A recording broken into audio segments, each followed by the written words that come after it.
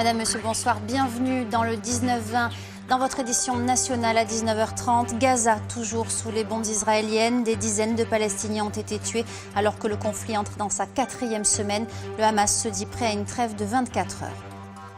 En Alsace, l'emblématique chocolatier savernois Jacques Bockel met les bouchées doubles pour redémarrer son activité le plus vite possible. Son entreprise avait été en grande partie détruite par un incendie. Les salariés pourraient reprendre le travail d'ici un mois. Au refuge du Schisrotried, il n'y a pas d'eau chaude, on couche dans des dortoirs. Pourtant, c'est un plaisir d'y arriver après des heures de marche. Ce sera le sujet de notre page estivale. Le 2 juillet, la chocolaterie Bockel partait en fumée après que 2 jeunes aient incendié une poubelle. Mais cette catastrophe a suscité un véritable élan de solidarité. Les fournisseurs, les collectivités locales se sont mobilisés pour aider à relancer l'activité et la conserver à Saverne, si bien que la production pourrait redémarrer le mois prochain. Grégory Fraisse, David Meneux. La devanture de la chocolaterie ne laisse presque rien apparaître de l'ampleur de l'incendie, mais quelques pas suffisent pour se rendre compte qu'il ne reste rien. J'aimerais maintenant que ça disparaisse parce que tous les jours, c'est quand même un crève-cœur. C'est vrai, hein, c'est vraiment... 1 500 000 € de pertes d'exploitation, des employés au chômage technique. Mais depuis près d'un mois, Jacques Bockel n'a laissé aucune place à l'abattement. Combatif, il a entamé une course contre la montre pour relancer la production. Donc du 15 août à peu près. Il faut tout refabriquer. On est dans des périodes de vacances, etc. Donc ça sera des délais un peu plus longs. Mais en termes de machines, c'est vrai que j'ai eu un énorme soutien des fournisseurs de machines, des fabricants de machines qui vont m'en louer, qui vont m'en prêter, etc. Et donc, virtuellement, elle est là, la chocolaterie. Elle y est, sur papier. Par chance, les documents et les recettes ont échappé aux flammes. Et puis, il y a eu une véritable mobilisation des collectivités locales pour trouver des locaux provisoires. Dans quelques jours, une nouvelle chocolaterie pourra fonctionner ici. On a essayé de trouver la meilleure solution pour les 18 mois à venir, pour qu'il puisse continuer, pour qu'il n'y ait pas de rupture, et ensuite, naturellement, de lui faire les propositions qu'il faut pour qu'il reste sur Saverne. Tout à coup, plein de choses ont été dites.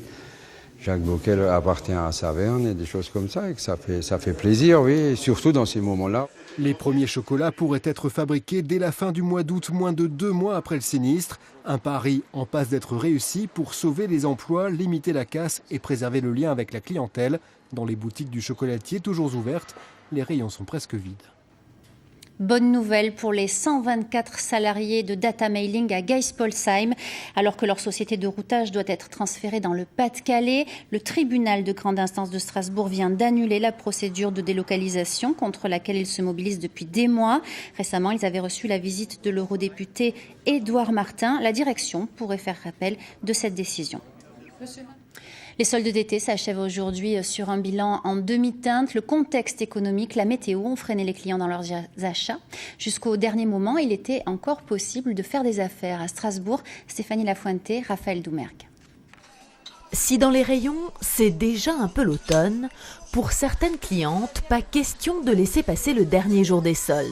Il reste 2 mois d'été et à la mi-vacances, il y a moins d'affluence, idéal pour un shopping familial. J'ai fait une première fois les soldes pour moi au début et maintenant je fais avec mes enfants parce que le grand faut que je fasse essayer les habits. Il y a moins de monde, il y a moins de choix, mais on trouve toujours des bonnes affaires à faire. Et l'appât de la super promotion incite au coup de cœur de dernière minute. Au début, c'est 30, 20 et après, c'est un peu plus. Donc, on fait, voilà. Si on peut faire des affaires, on essaye. Mais c'est vrai qu'à la fin, on trouve encore. Mais ce millésime est en demi-teinte pour les commerçants. Une consommation en berne, la météo capricieuse, les ventes sur Internet, mais également les pré-soldes ont rendu les soldes moins attractives. Ce phénomène qu'il y a eu qui a cannibalisé les soldes encadrés, c'est tous ces pré-soldes, ces ventes privées qui ont eu lieu, beaucoup plus que d'habitude. Donc les consommateurs ont du mal à acheter 2 fois. Donc certains chiffres ont été faits avant. Donc voilà pourquoi l'encadrement des soldes a un petit peu baissé. Les 2 semaines de soldes flottantes n'existeront plus en 2015. Prochain rendez-vous pour les amateurs de bonnes affaires. 6 semaines de soldes d'hiver en janvier prochain. Les violents orages ont fait des dégâts hier dans la région. Une 50aine d'interventions pour les pompiers du Haut-Rhin. 260 appels pour ceux du Bas-Rhin. Ils se sont par exemple rendus à Fegersheim où 2 magasins ont été endommagés. Le toit d'un bâtiment a été fragilisé si bien que l'accès à cette enseigne a été condamné. Il y a 4 ans, la petite synagogue de Mulhouse était détruite par un incendie. Les travaux menés par l'entreprise de rénovation ont été d'une telle qualité qu'ils ont reçu un prix, celui des championnats du monde de plâtre. Stéphane Gaudry et Nicolas Meyer nous présentent cette société. C'est ce qui s'appelle renaître de ses cendres. Difficile de croire qu'un incendie a ravagé la synagogue de Mulhouse en 2010. Si le bâtiment vieux de plus de 150 ans ressemble aujourd'hui à ce qu'il a toujours été, c'est grâce à une entreprise, celle de Christian Verret. À l'époque, ces plâtriers ont dû mettre en œuvre tout leur savoir-faire pour reconstituer les décors de ce bâtiment classé. Une technique de gypserie, c'est tout ce qui est restitution de décors, de moulures, mais traîné sur place à partir de gabarits que nous avons fabriqués nous-mêmes. Et une technique de staffer qui consiste à fabriquer des moules, donc un négatif du profil qu'on veut restituer. Pour la restauration de la synagogue de Mulhouse, l'entreprise Verret a décroché la première place au championnat du monde de plâtre, une reconnaissance par ses pairs qui rejoint celle de la communauté israélite de Mulhouse. Le plus beau compliment qu'on ait pu nous faire, c'est que finalement elle ressemblait à la synagogue d'avant. Et des gens qui n'étaient pas venus depuis plusieurs années n'ont pas pu croire ce qui s'était passé. Si la petite entreprise alsacienne a su se hisser au sommet de sa profession, c'est en s'appuyant sur le savoir-faire de ses salariés, ouvriers expérimentés, compagnons du devoir et un attachement à la transmission des techniques. Nous avons toujours eu des maîtres ouvriers chez nous qui maîtrisaient les techniques. Ces gens-là ne sont pas éternels, un jour ils vont partir, mais avant il faut qu'ils forment des jeunes et c'est ce qu'on essaie de faire depuis toujours. Aujourd'hui, ce savoir-faire reconnu lui permet d'être présente sur des chantiers aussi prestigieux que l'extension du musée Unterlinden ou la rénovation du Ritz à Paris. Un homme de 37 ans a été condamné en comparution immédiate à Colmar. Samedi, il s'était livré à des attouchements sur des vieilles dames âgées de 72 à 92 ans. Après s'être introduit dans leur immeuble sous un faux prétexte, le tribunal l'a condamné à 18 mois de prison ferme. Alors que le Tour de France vient de se terminer, 160 coureurs s'apprêtent à parcourir les routes de la région. Le Tour d'Alsace, 11e édition, s'élance demain de Colmar.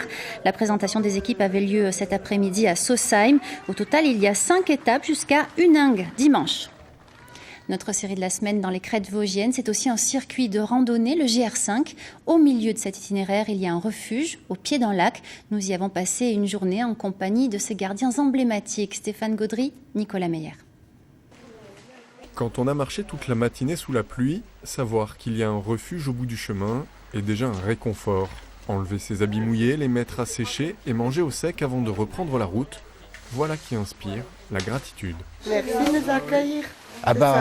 C'est un refuge. C'est sympa. On accueille tout le monde dans la mesure du possible. Le maître des lieux, c'est Jean-Paul Tromson. Depuis 25 ans, lui et son épouse font partie des gardiens du refuge des Vosges Trotteurs au Schisrotried. Plusieurs week-ends dans l'année, plusieurs semaines en été, ce sont eux qui assurent la gestion du site. Une gestion rigoureuse à l'alsacienne. Alors, vous voyez l'état des lieux, hein? C'est-à-dire en partant les draps rousses, un peu tirer les housses de polochon également. Donc, pareil, sinon mieux. Couchage en dortoir, pas d'eau chaude au robinet. Au Schisrotried, le confort est sommaire. On n'a pas de douche. En été, la douche, elle est au lac. Mais on peut monter un peu d'eau chaude depuis la cuisine. Malgré cela, ce refuge est apprécié par les randonneurs, notamment ceux qui parcourent le GR5 qui traverse les Vosges du nord au sud et passe au pied du lac. Il faut dire que le lieu est magique, quel que soit le temps. Ce cadre exceptionnel, c'est ce qui plaît à ces gardiens, qui goûtent ici un calme précieux entre deux passages de randonneurs. Je ne veux pas dire il n'y a que l'entretien. Non, aussi, on ne fait rien du tout. On bouquine. Hein. Et puis, il ne faut pas oublier la baignade, hein, notre grande baignoire hein, qui est au lac, hein, en été, c'est Schisroth plage. Pas de plage aujourd'hui, mais des arrivées en série. Et j'arrive dans cette maison? Oui, ils vont venir dormir avec nous peut-être. La pluie qui tombe depuis 2 jours sur le massif rabat les randonneurs sur le refuge, des arrivées parfois imprévues. On n'a pas de téléphone ici, fixe.